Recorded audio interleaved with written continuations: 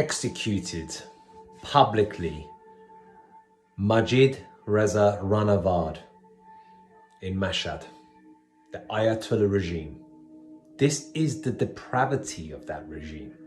It banks and it counts on suppression. It banks and it counts on silence.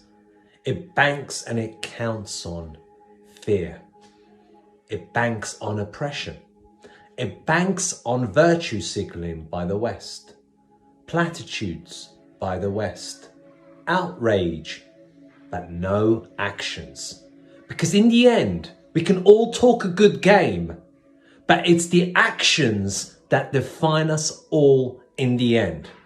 When is it enough, and how many people need to die in order for there to be a reaction?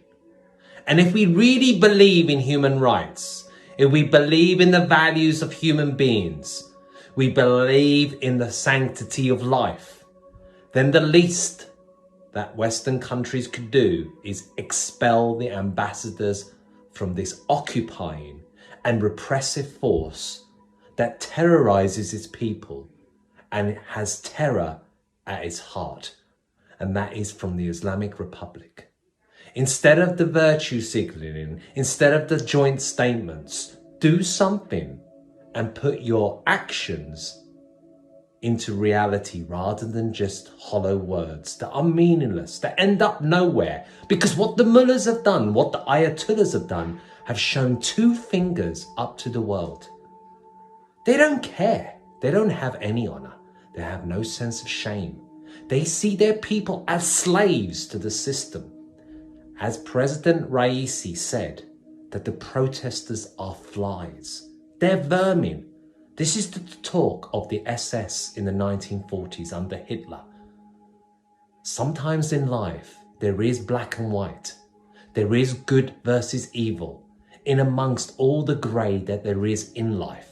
And the people of Iran, although you're a drop in the ocean individually, you become the ocean together.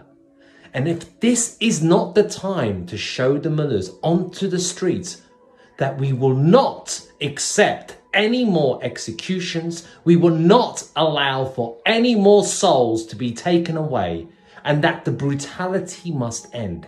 Because they're banking on, they're counting on that they've bullied you again back into submission, like in 2019, like in 2009, like in 1999, like in 1988 and the massacre.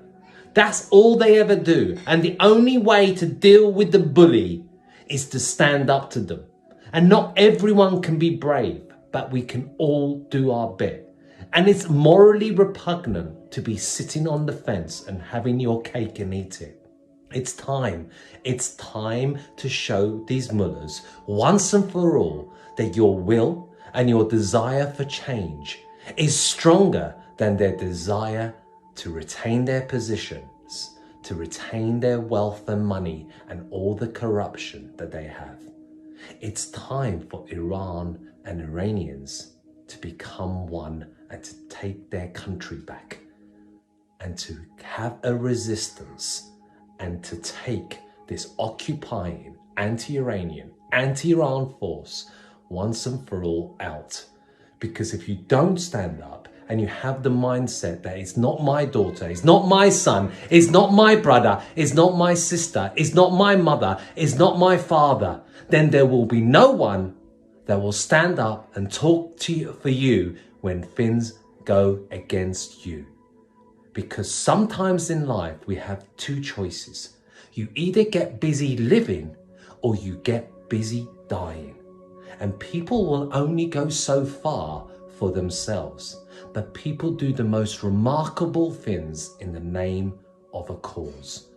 And one of the best causes of all time is woman, life, freedom.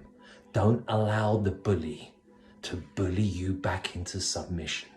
Don't allow the abuse to carry on any longer. Because as that famous quote once said, the tragedy is not the actions of the bad actors, it's the silence of the good people to what the bad people do. No more silence. No more.